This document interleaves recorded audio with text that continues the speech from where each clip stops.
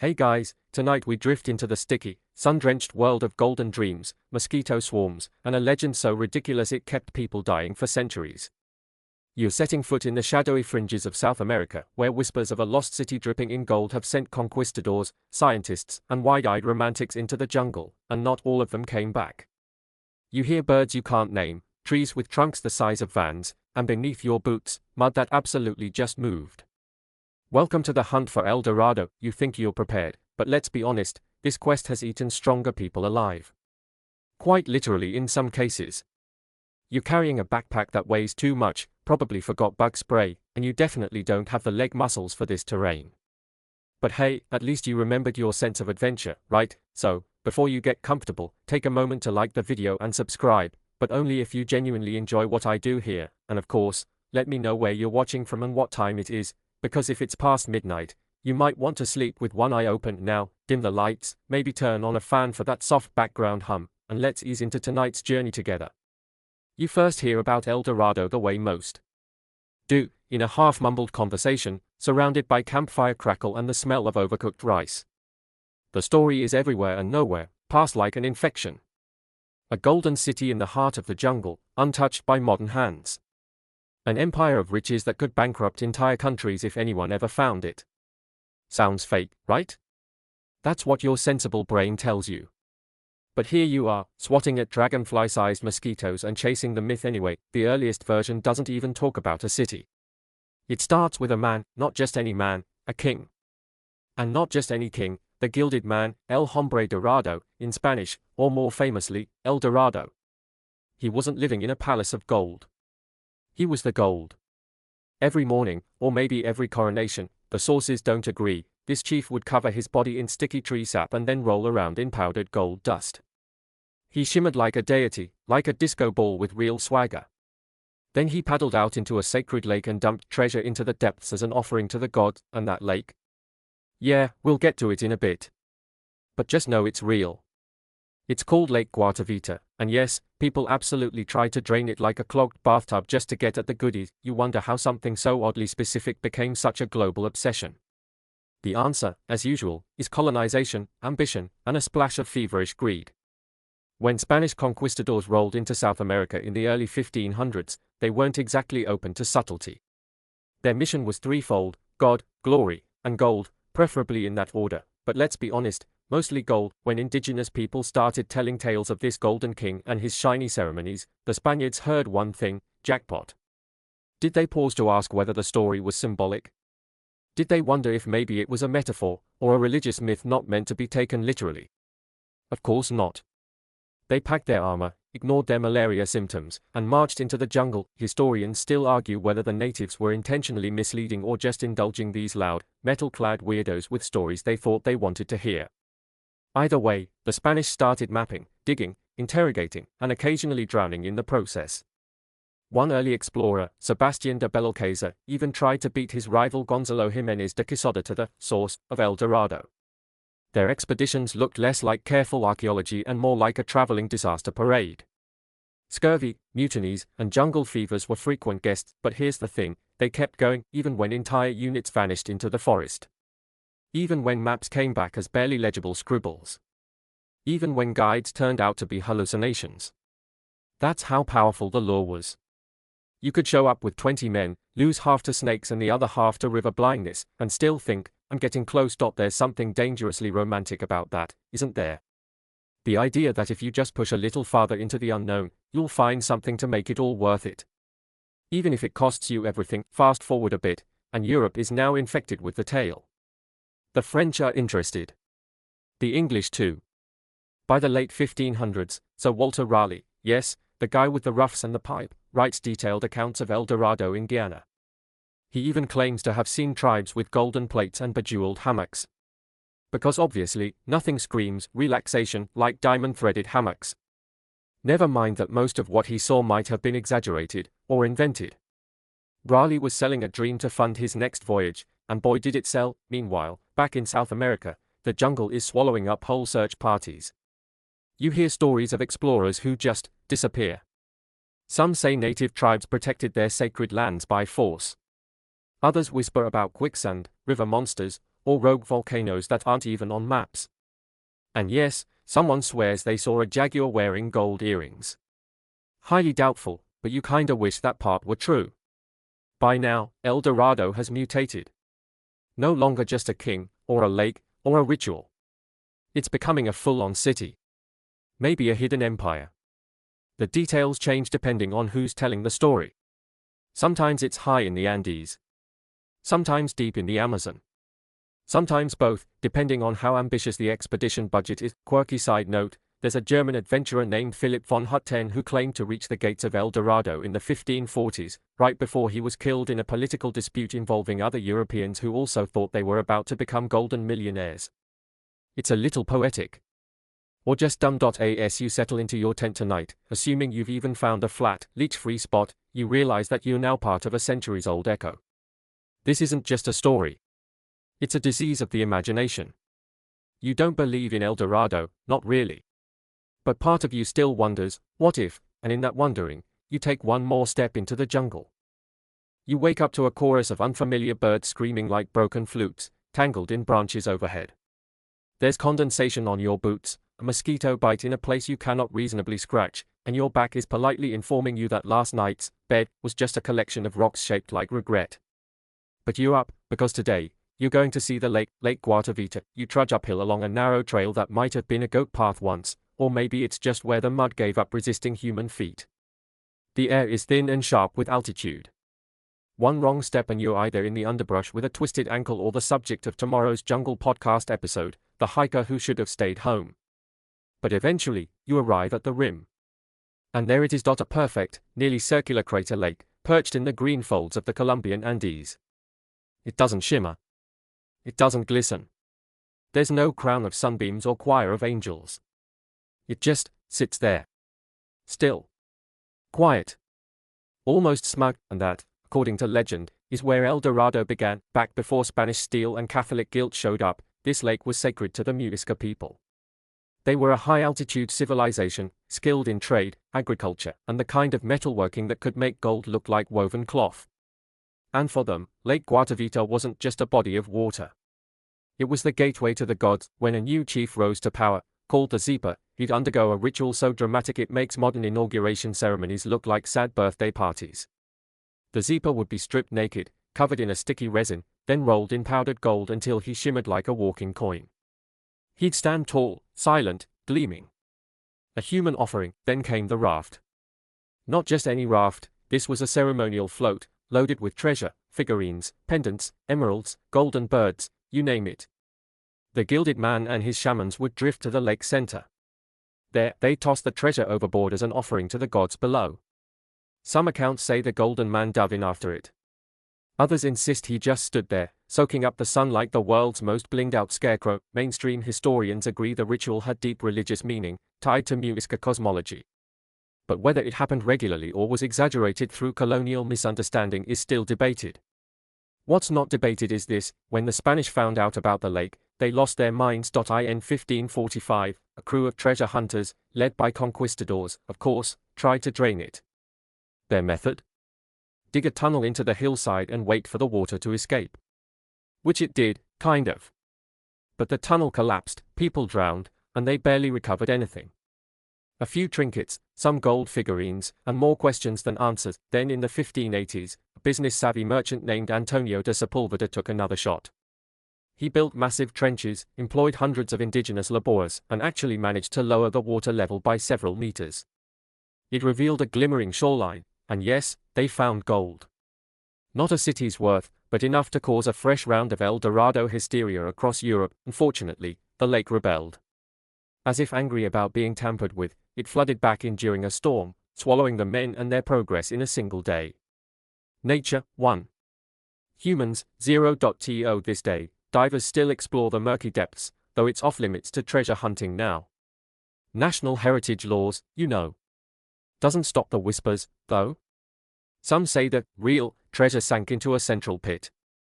Others believe the rituals took place at multiple lakes, and this one's just the decoy. And of course, the fringe crowd insists there's a secret underwater temple, possibly guarded by spirits or alien goldfish, but the real magic. It's in the MUD. In the 1960s, When legal excavations took place around the lake's rim, archaeologists discovered golden offerings, some shaped like birds, others as men with elaborate headdresses. There's one piece, the Muisca raft, now in Bogotá's Gold Museum, that captures the ritual in exquisite detail. A raft with a central figure, clearly the gilded chief, flanked by attendants and surrounded by treasure. It's so specific it makes your neck hairs stand up. Still, historians argue whether this ritual was truly meant to represent El Dorado as a literal location. Was it a singular cultural practice? A ceremonial metaphor? Or was it blown entirely out of proportion by conquistadors trying to justify their failure to find actual cities? Quirky sidebar: an 1898 attempt to drain the lake used pumps imported from England. The technology failed spectacularly. One local newspaper headline read, "The lake laughs at the engineers." That's not true, obviously, but it's hilarious and kind of appropriate. As you peer down into the placid green water, you feel the weight of centuries pressing around you. This lake, once sacred, has been poked, drained, scanned, and sensationalized. But it hasn't given up all its secrets. Not yet, and somehow, that makes it more alluring. You imagine gold resting beneath the silt, untouched, waiting for someone foolish, or determined, enough to try again. Your guide taps your shoulder. Time to move. Deeper into the Andes. The story doesn't end at this lake, it begins here. Because as far as the Spanish were concerned, if the Muisca were throwing gold away, that meant there had to be more where that came from. Somewhere inland. Somewhere hidden. You glance back at Guatavita one more time. It stares back, unreadable. Then, with a deep breath, you follow the trail upward, because gold is never just gold. And stories like these don't stay quiet forever. You descend from the misty heights of Guatavita into a heat that clings to your skin like wet laundry. The trail no longer winds, it slithers, half-drowned in vines and roots. Every few hours, you pass something that looks like a path, or maybe just a spot where a jaguar recently lost interest in hunting. You tell yourself it's probably fine, but in your head, you're not alone. You're walking in the footsteps of ghosts wearing iron breastplates and velvet capes. And you can hear them, swearing in 16th century Spanish, yelling at donkeys, trying to stab each other with dull swords over rumors of more gold just one valley away. These are the conquistadors. And they are losing their minds. One of the earliest to catch gold fever was Gonzalo Pizarro, the younger brother of Francisco Pizarro, conqueror of the Inca Empire. Not content with all the looted Peruvian silver already under his belt, Gonzalo set out from Quito in 1541, leading over 200 Spaniards and nearly 4,000 native porters and slaves. His goal? To find La Canela, the land of cinnamon, supposedly rich with spice and, naturally, gold. The trip was catastrophic from day one. Horses drowned in bogs. Men starved. Hundreds deserted. The cinnamon trees turned out to be regular trees with good PR. Gonzalo, desperate and a bit sun-fried, sent his lieutenant, Francisco de Orellana, downriver to scout ahead. Orellana, as the story goes, floated right on out of the expedition, accidentally discovering the Amazon River in the process. Whoops, historians still argue whether Orellana meant to desert or simply couldn't return upstream. His logs describe dense villages lining the riverbanks, evidence of a complex Amazonian civilization that may have vanished before modern archaeology could find it. Other scholars scoff, exaggeration. Hallucinations, they cry.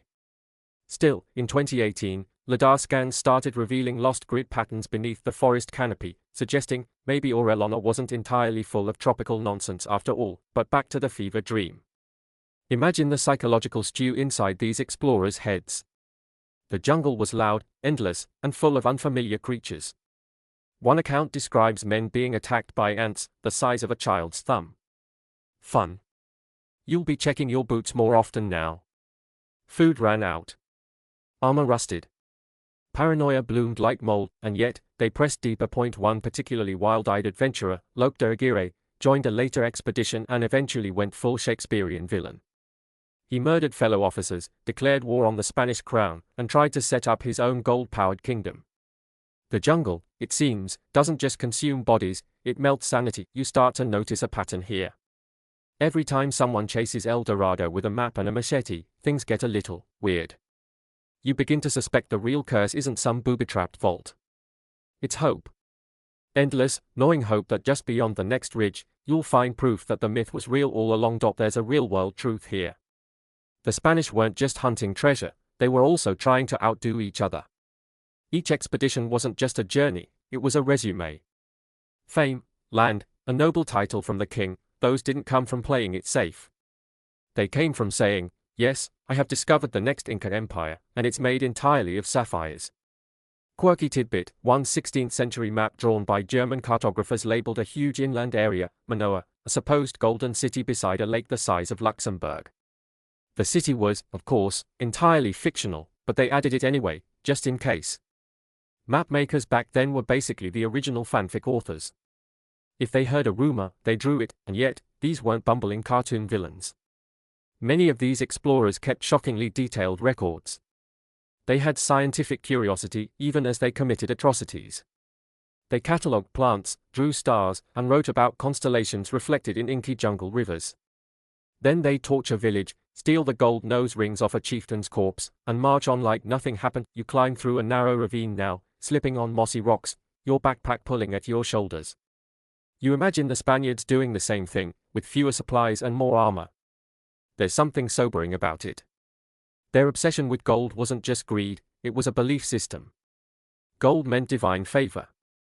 It wasn't just wealth, it was proof that God loved you more than he loved the people you were robbing. So you press on, half fascinated, half horrified, because this isn't just a story about treasure hunters.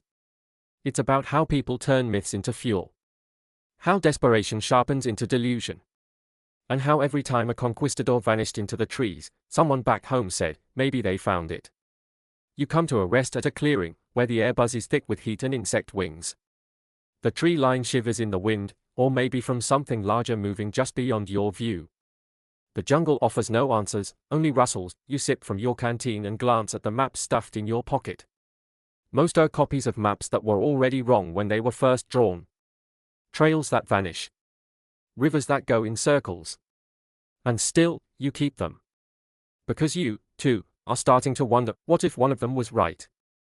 You're not sure when the forest started whispering. It's subtle at first, just the breeze shifting through the canopy, or maybe the distant clatter of a bird judging your hiking posture. But after days of squinting at maps older than your country, you start to hear things. Not voices exactly, but shapes. Patterns. Like the jungle is holding its breath, waiting for you to notice. You stumble into a clearing by accident. Well, you think it's a clearing. The light filters differently here, casting a pale green glow over what looks like walls. They are not grand. Not gleaming. Just low mounds of stone, barely visible beneath the vines and ferns. You brush one off gently, and there it is, a faint carving. Not Inca. Not Spanish. Something older. Now we're getting somewhere. You're not the first to find evidence of lost civilizations in this part of the world. Over the years, archaeologists have uncovered roads, canals, and earthworks hidden beneath the Amazon and the Andes, massive enough to suggest that long before the Spanish showed up, there were cities here. Real ones. Not made of gold, maybe, but no less impressive. The idea that the jungle once held advanced societies isn't fringe anymore. It's becoming mainstream fact. In Bolivia, for instance, a network of pre-Columbian settlements, complete with causeways and reservoirs, was discovered under centuries of overgrowth.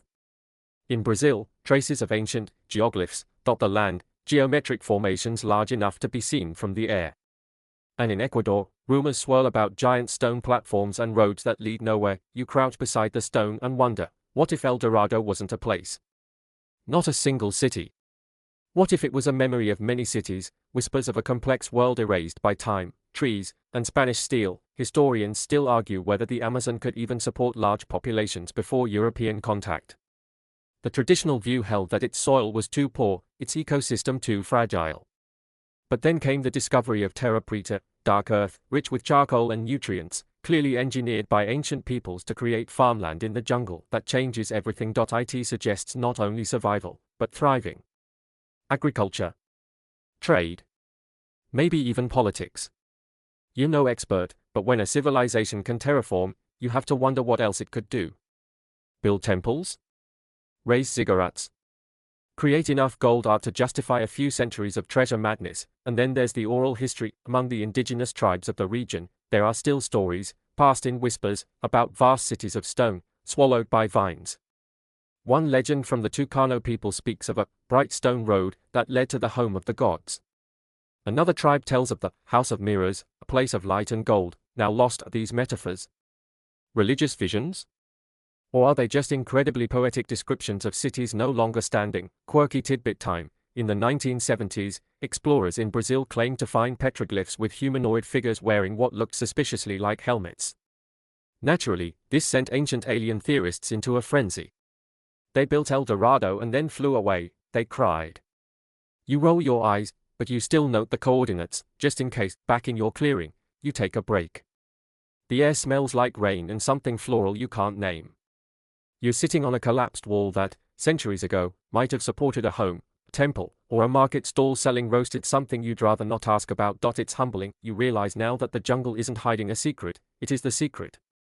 Nature is both eraser and vault. It doesn't destroy the past, it absorbs it. If you listen closely, every rustle of leaves is a story trying to escape. You hike deeper, through corridors of trees that feel oddly symmetrical. It hits you, this used to be a road. A real road. No pavement, sure, but it's unnaturally flat, and every so often you see stones peeking out from under the roots like broken teeth. You're walking through a city that breathes in leaves. No conquistador ever found this. Maybe they marched right past it, too focused on lakes and loot. Maybe they weren't looking for ruins, they were looking for bling. And if you walk past an overgrown temple because it isn't glimmering like a slot machine, does it even register? At this point, your GPS might as well be a paperweight. You off map.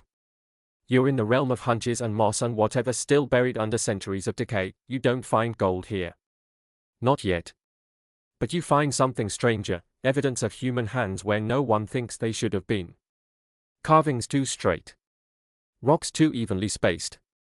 It's not proof of El Dorado. It's something weirder, proof of something real, and isn't that more magical? Still, your thoughts drift. If people lived here, thousands of them, what happened? Disease? War?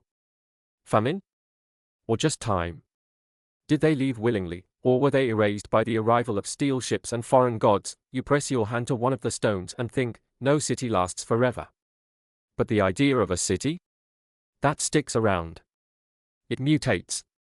It haunts. You step away, quietly. The jungle shifts behind you, reclaiming the space as soon as you leave it, and ahead of you, deeper in the green, the story grows louder. You're several days deep into terrain so twisted it's either a mapmaker's nightmare or a GPS system's suicide note. At this point, even the birds are starting to look sarcastic. You're navigating with a compass that seems personally offended by magnetic north, and your once crisp trail guide has turned into an accordion of humid regrets. But there's a new treasure to consult: old colonial maps. The ones you've got folded in your waterproof pouch look like they were drawn by someone who never went outside. Rivers curve into spirals, mountains float suspiciously out of proportion, and all the important stuff, City of Gold, Temple of the Sun, Land of Cannibals, is lovingly labeled with that medieval flair for accuracy known as complete guesswork. Point 1 map shows a city called Manoa, nestled on the edge of a vast lake. Another claims El Dorado lies near the Orinoco River, surrounded by tribes who speak only in whistles. A third, your personal favorite, includes a tiny note beside a jungle drawing that simply reads, "Here be dragons." Comforting. So you go deeper. Not because you trust these maps, but because they're all you've got. And, let's be honest, there's a delicious sort of madness in following directions from someone who may or may not have survived their own journey. You start to notice just how many versions of El Dorado exist. The Spanish believed it was a city. Later writers imagined an empire.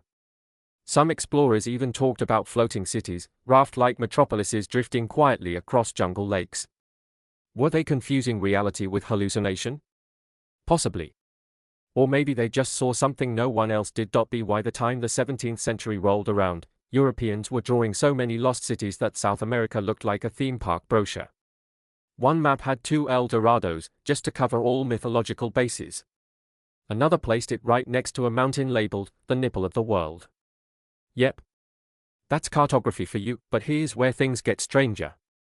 Among the spidery handwriting and flaking ink, you find notes. Margins scribbled with explorer rumors, met a tribe who spoke of golden birds. Saw light rising from behind the ridge, not the sun. And this classic was followed by monkeys who threw pebbles and words I could not understand. Historians still argue whether these accounts are pure fiction, garbled translations, or the ramblings of heatstroke. But there's a weird consistency to some of them. Tribes describing a place of gold, always inland, always hard to reach. Always protected. 1595 account from an English explorer mentions a native guide who insisted El Dorado was a place not meant for the greedy to find. That's oddly poetic, considering said guide then vanished in the night, along with half the supplies. Oops, it's not just the maps. There are letters, diaries, and travel logs full of oddities. Francisco de Orellana, the same guy who accidentally discovered the Amazon River, wrote about Amazonian women warriors who fought fiercely and ruled their own territories. At first dismissed as nonsense, this tale got him the river's name. And today? Archaeologists have unearthed matriarchal burial sites suggesting he might have been onto something. Quirky tidbit: one 18th century explorer insisted he had proof that the city of El Dorado was made entirely of crystal. Not stone.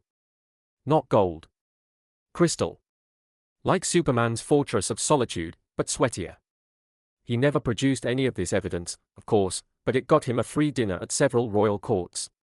So who's the real winner? By now, you've probably realized that half of this journey is sifting through lies to find the lie that feels right. El Dorado lives on not because it was real, but because it was believable enough to feel just out of reach. It's the mirage that walks when you run, and yet, you press on. Through swampy glades and forests where the humidity weighs more than your backpack.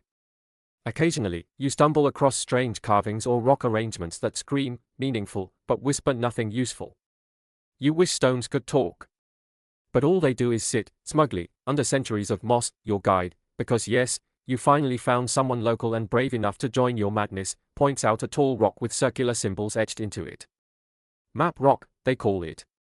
Nobody really knows what it means. Directions? Calendar? Or just ancient graffiti that says, Tucano was here. The debate over these symbols goes deep. Some say they show trade routes between vanished cities. Others believe they're spiritual symbols, not meant to be read as maps at all. And then there are fringe theorists who swear the symbols match constellations, and that El Dorado wasn't a city but a kind of star-lined pilgrimage site. One hypothesis, whispered about but never printed in textbooks, claims that tribes invented the story of El Dorado on purpose, to distract, delay, or manipulate the Spanish. That they fed the legend just enough gold dust and mystery to keep the Europeans moving in circles while real sacred sites stayed safe. It's not provable. But it's clever. And you're starting to see the jungle that way, too, not as a wild place waiting to be tamed, but as a trap cleverly designed to confuse, absorb, and forget those who don't belong. Night falls. You set up camp beside a shallow creek that sings lullabies to frogs. The fire crackles softly, casting shadows against trees that look like they've seen it all. You unroll your sleeping bag on a patch of dry leaves and study your worn map by lantern light. You notice a mark that wasn't there before, just a small red dot. No label. No path. Your guide shrugs and says only, old hunters mark places they don't return to. You put the map away, because tomorrow, you go where the maps get quiet. The jungle before dawn is a different animal, not calmer, just quieter. Like it's listening. The insects still hum, but it's a lower pitch now, like they're whispering secrets you're not invited to understand. You pack in silence, crunching granola that tastes like damp cardboard while your guide pretends not to notice your fifth mosquito slap of the morning. You both know what's ahead. Today, you're entering cursed territory, not cursed in the Hollywood sense, no rolling boulders or skeletal guards, but cursed in the old explorer journals. The kind written by men whose handwriting frayed with exhaustion and malaria. Men who spoke of bad air, vanishing companions, and treasures that never seemed quite there when you reached for them. You're going to the vaults of the golden dead. In the deeper reaches of the Andes, well beyond where the maps stop being polite, stories collect like fog. Stories of caves lined with golden panels. Of tombs carved directly into mountainsides, hidden by clever traps and natural camouflage. And of men, lots of men, who entered those places and were never seen again. It begins with the Inca gold. When the Spanish conquered the Inca Empire in the 1530s, they found riches beyond belief, temples plated in gold, shrines with solid gold altars, and nobles wearing enough metal to sink a canoe. But that was just the visible stuff. The rest, as the story goes, was hidden. Some legends say the Incas, realizing the Spanish were unbeatable, launched an effort to stash their sacred gold deep in the jungle or high in the mountains. One of the most famous hiding spots. A place called Paititi. Not El Dorado, per se, but a parallel myth, another lost city of gold said to lie somewhere beyond the Andes, protected by remote tribes and sheer bad luck. Historians still argue whether Paititi ever existed, or whether it was a mashup of various stories told by desperate Inca survivors and wishful European listeners.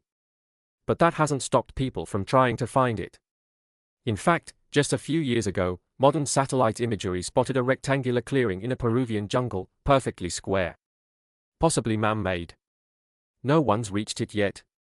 That's how these things go. You cross into a gorge flanked by black rock, slick with condensation. Your boots slip more often now. This is where the Inca hid their dead, or so they say, carving tombs into cliff walls, sealing them with stones and prayers. Local law says one of these tombs contains not just a mummy king, but a vault filled with ceremonial gold. Not for wealth, but for spiritual continuity. It's not loot. It's legacy. Quirky detail. One 17th century expedition claimed to find such a vault. The report described gold masks, ceremonial knives, and a room where the walls were tiled with gold leaf. Unfortunately, they also reported that the entrance collapsed soon after, and that half the party died on the way back. Naturally, no one believed them. Or maybe they were believed a little too much, because dozens of treasure hunters vanished trying to retrace their steps. One explorer, an Italian noble named Count de la Vega, spent 20 years chasing these legends. He wrote obsessively about a door carved into a mountain's shadow, which he believed was the gateway to the Inca underworld. He also claimed he could hear humming inside the rocks. That part got him politely disinvited from several academic conferences. Still, standing in this gorge, you wonder. The rocks do hum a little. Probably wind. Hopefully wind. Your guide stops suddenly and points. You squint. There, hidden behind a curtain of vines, is a carved face. Time has chewed it down to a faint suggestion, a stern profile, weathered features, eyes that no longer blink. Around it, the entrance to a narrow tunnel yawns like a mouth that never closes. You duck inside. It's tight. Cold.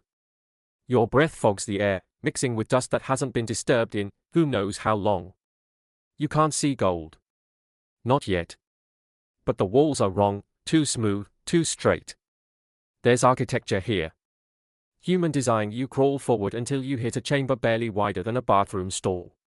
Inside, pottery shards, broken offerings, and one thing gleaming in your flashlight beam. A single golden ring. It's nothing flashy, simple, flattened, probably ceremonial, but it shouldn't be here.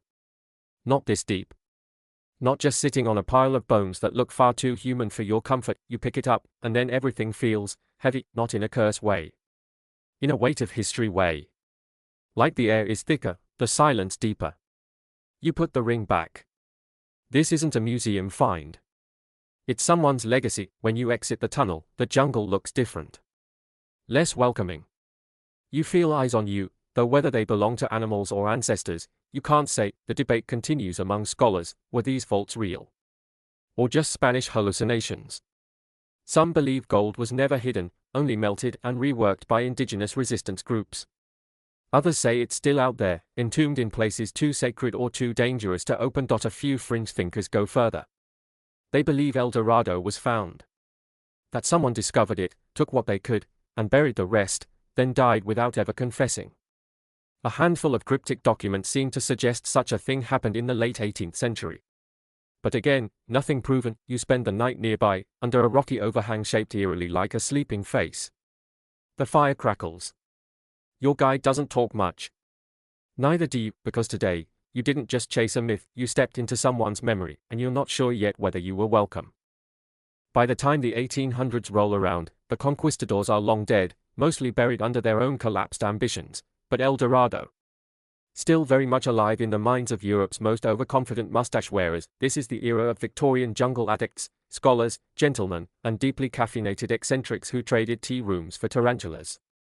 Armed with notebooks, revolvers, and entirely too much poetry, they hurled themselves into the Amazon looking for proof of the fabled Golden City. Most returned with malaria. A few returned with stories. And one or two didn't return at all, leaving only torn journal pages and half-finished sketches of suspiciously symmetrical ruins. You, of course, are following in their muddy footsteps. The jungle hasn't changed much since their time. It still swallows compasses, confuses the sky, and smells like rotting citrus. But the vibe? Oh, it's very Victorian now.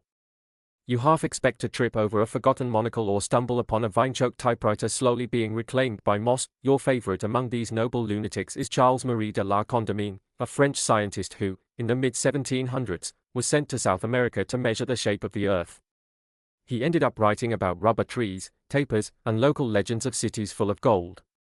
So, yes, even science couldn't resist the sparkle. Then there's Richard Spruce, real name, a British botanist who spent 15 years collecting plants, catching fevers, and politely ignoring any talk of cursed cities.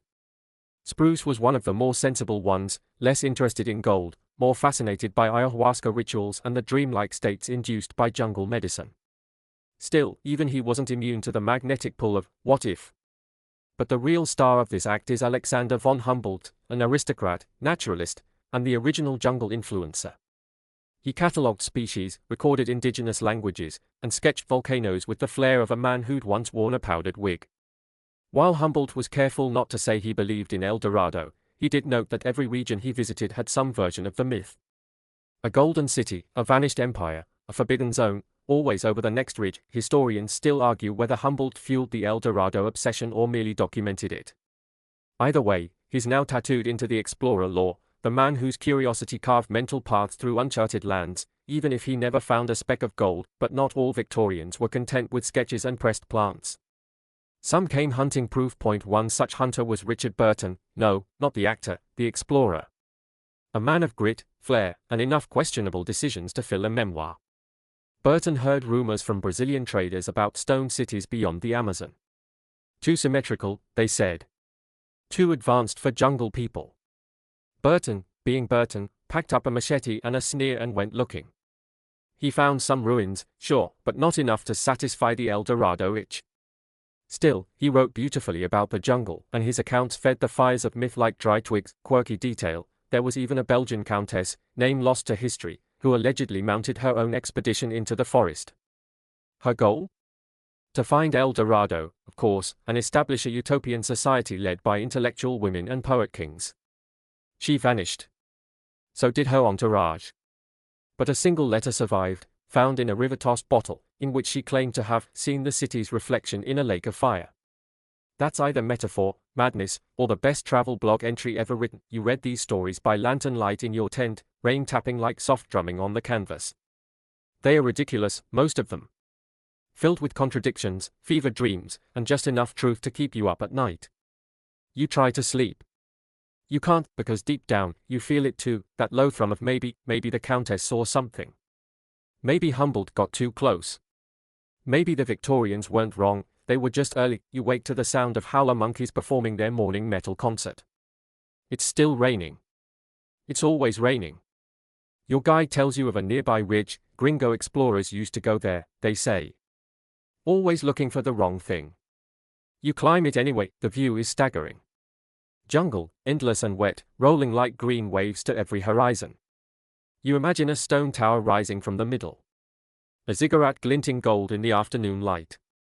A city that reflects like a mirage but never lets you touch it. Then a strange thing happens. You spot patterns, rectangles and lines where nature shouldn't behave that way.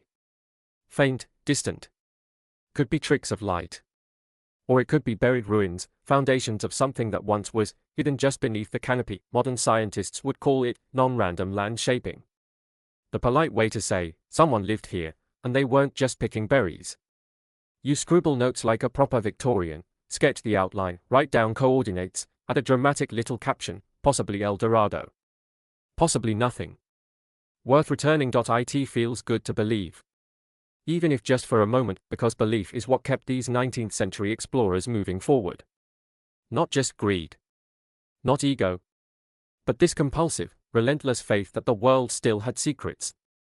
That something astonishing waited for those brave, or foolish, enough to seek it. You pack up your journal, take one last look, and descend. The jungle accepts you again. Damp, green, indifferent, but as you disappear into its folds, you hear a low rustle. Maybe it's just a monkey. Or maybe, just maybe, it's history noticing you. You wake up to mud in your boot. Not on, not near, in. The jungle has made its position clear, it's winning. Your socks are a war crime, your rations now taste like regret, and your map has officially transitioned from vintage to papier-mâché. Still, you press on. Because now we're crossing into the era of true believers, men who didn't just chase El Dorado. They lived it, and no one lived it like Percy Fawcett. Colonel Percy Harrison Fawcett was the real-life template for every jungle-obsessed movie hero you've ever seen. Rugged, mustached, weirdly charismatic, and absolutely convinced he was right. Born in 1867, trained as a surveyor, and dipped in the special kind of stubborn you only get from years of British boarding schools, Fawcett believed in a city he called simply Z. Not El Dorado exactly, but close. He thought Z was a lost civilization somewhere in the uncharted forests of Brazil, a sophisticated society predating the Incas, full of architecture, hierarchies, and, depending on which of his notes you read, possibly psychic powers. Yes. Psychic. You tramp through a shallow creek now, following what your guide calls the old line, a ridge trail once used by hunters, smugglers, and, allegedly, Fawcett himself. The air is heavy with moisture and something like burnt citrus. You'd think being surrounded by a million plants would smell like perfume, but no, it smells like mushrooms trying to make a point. Fawcett made 7 expeditions into the Amazon between 1906 and 1924, each more intense than the last. He was meticulous. Obsessed. A little reckless. He dismissed indigenous reports he didn't like, but fixated on obscure ones. He believed, for example, that fragments of pottery and local stories hinted at a once great society that had simply disappeared.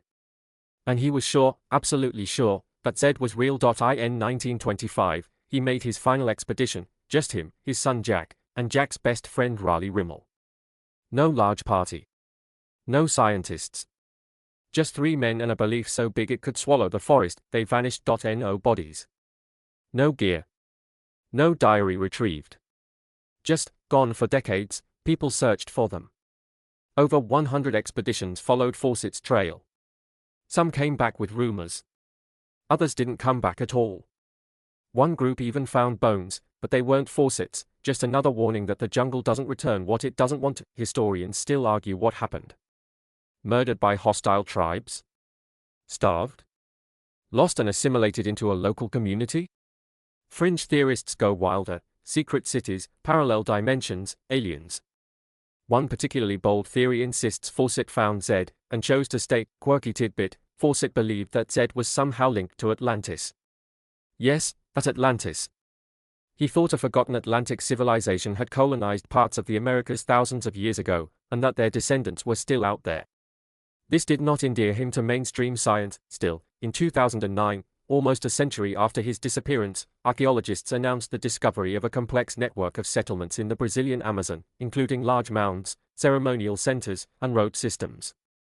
The area was, in fact, once densely populated. Possibly advanced. Definitely, something, maybe not Z. But not nothing. You break through the underbrush and find an eerie silence. The kind that makes you pause mid-step. Something's wrong, but not in a dramatic way. Just, off. It's a clearing. A perfect circle, too clean to be natural. The trees around it are uniform, spaced like a corridor. And in the middle, stones. Laid flat, rimmed with moss, just peeking through the loam. Your guide raises an eyebrow. Old place, they say. No name. Locals don't camp here. You do, because you have to. Because this might be one of those almosts Fawcett talked about. One of those places that feel built, but by hands no one remembers. You walk the edge, tracing shapes, finding more stones, more clues. A flat triangle here. A crumbled wall there. No gold, but something better, evidence. It's easy to laugh at explorers now. Their egos. Their outlandish theories. Their casual colonial arrogance. But in this moment, you feel what they must have felt. That strange, electric certainty that the past is right there, just under your feet. Fawcett wasn't a hero. He wasn't a villain either. He was a vessel for obsession, one that hundreds of others have since poured their own hopes into. After all, if Z could be real, so could anything. You lie back in your hammock that night, staring at a sky fuzzed by cloud and humidity. You wonder if you're sleeping where Fawcett once stood. Or where someone else will. 100 years from now, you drift off, not with dreams of gold, but with visions of stone plazas and jungle cities, humming with a forgotten rhythm, because Z was never about gold. It was about proof that the world still held secrets, and maybe, just maybe, it still does. Your legs ache in that deep, pulsing way that says, congratulations, you're becoming part of the forest now.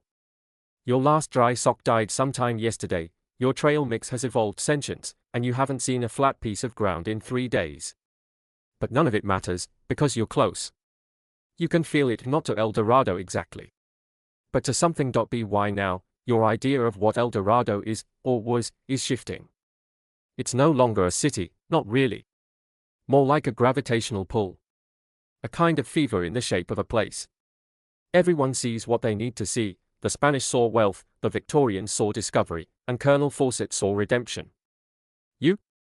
You see layers, and now, those layers are peeling back, the landscape changes. The air sharpens with elevation as you leave the lowland jungle behind and climb into what locals call the Old Breathing Hills. Not a tourist nickname. A real one. Because in the early mornings, the mist rolls down these ridges like lungs exhaling. You half expect the hills to speak. What they do, instead, is reveal. In the soft grey of morning, through a clearing your guide found almost by accident, you spot them, stone platforms, stacked unevenly, half swallowed by centuries of root systems. At first, it looks like rubble. Then your eyes adjust. The stones are arranged too deliberately. And there, just faintly, are petroglyphs, spiraling patterns etched into the sides. Not Inca. Not Spanish. Older archaeologists have argued for years about these kinds of sites. Some say they were ceremonial gathering spots. Others claim they were trade outposts for civilizations lost to jungle and time. A few go further, claiming this highland region was once home to a powerful network of city-states that predated the major empires entirely. Historians still argue whether those cities were isolated settlements or part of a more cohesive culture, one that might have inspired the legends of El Dorado in the first place. Quirky tidbit: in the 1990s, a researcher studying satellite imagery noticed unusual soil patterns in this region. It led to the discovery of terra preta here too, meaning these hilltop areas were once actively farmed. That's high-altitude agriculture, in terrain most modern farmers would laugh at. Whoever lived here? They were clever and organized. You step carefully around the edges of one platform and find something that stops you cold. A staircase, almost intact. It leads downward into a depression choked with ferns and moss. The angle is unnatural, too sharp, too purposeful. You half expect to find a door at the bottom, or an altar, or some Indiana Jones nonsense. But what you find is stranger: silence. Thick. Heavy. The kind of silence that feels watched. You don't linger long. Back above, the view stretches across a sea of mist and trees. You imagine what this place looked like 1,000 years ago, people walking between platforms, trading, speaking in a language no one living remembers. Maybe they had gold. Maybe they didn't. But if they did, it wasn't for vaults or empires. It was for stories, because that's the real secret, isn't it? The gold wasn't meant to be found. It was meant to be told about, to endure not as wealth, but as myth. The people who once lived here may have crafted the first version of El Dorado on purpose, using gold to impress, to elevate, to enshrine their leaders not just as rulers, but as legend. You sit on one of the platforms, brushing moss from the stone. Your guide brews something herbal nearby, something that smells like mint if mint had opinions. You both rest without speaking for a long time. The jungle murmurs below. The clouds shift. Somewhere, a howler monkey screams at the void. Typical. You begin to think, maybe this was it. The source. The seed of the myth. Not a palace dripping with treasure, but a complex hilltop society that radiated influence, whose traditions filtered down rivers and through centuries, transforming with every retelling. In one valley, a king covered in gold dust. In another, a city made of sun metal. In yet another, a hidden temple of eternal wealth. All fragments. All rooted in something real. You're not the first to feel this revelation. In recent decades, archaeologists have shifted from dismissing El Dorado as pure fantasy to realizing it may be a distorted reflection of truth. Not a lie, but a lens, golden, warped, and impossibly human. You think about that as you pack up camp and begin the descent. The trail back is slower. Not because it's harder, but because you want it to be. You stop more. Take pictures you'll never post. Sketch outlines that will smudge in your notebook. You collect leaves without knowing why, and carry stones in your pocket for no reason at all. You've seen no golden cities. But you've seen how people could believe in them, and that feels like enough, almost, because a part of you, the part that keeps walking, even when the path disappears, still wants it to be real. Still wants to turn one more corner, push aside one more branch, and find something. A single golden tile. A forgotten name etched in stone. A door that opens when no one's looking. You smile to yourself. That's the trick, isn't it? The closer you get to El Dorado, the farther away it feels. You return with less gear than you left with, lighter by one flashlight, 2 pairs of socks, and about 30% of your sanity.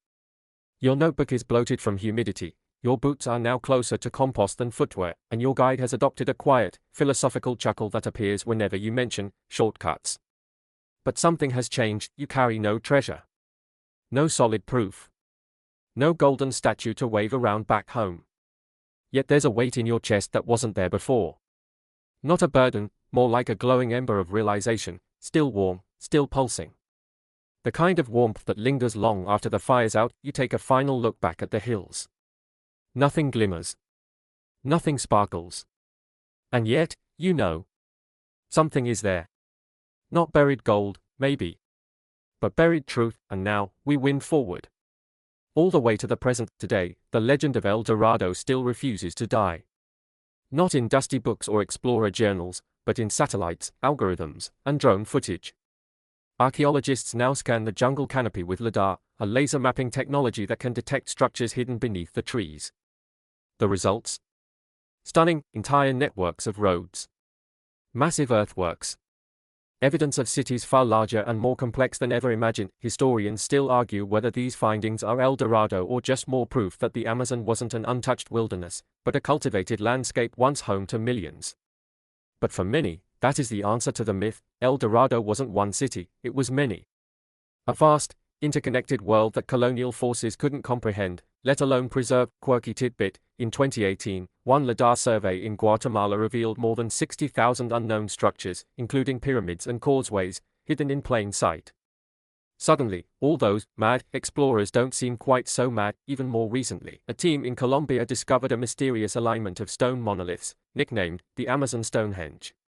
Some believe it was an astronomical site. Others say it marked a trade hub, or a sacred boundary. No one knows. Yet you can almost hear the jungle laughing. We wanted answers. We got more questions. Back at camp, you hear a new rumor. A researcher claims to have spotted a grid-like formation just west of where you were. The outline of rectangular walls, possibly ancient roads. The images aren't public yet. But the whispers? Oh, they are already making the rounds. Another expedition is being planned. Another last try. Just one more journey. You shake your head and smile, because now you get it. El Dorado isn't about gold. It's about pursuit.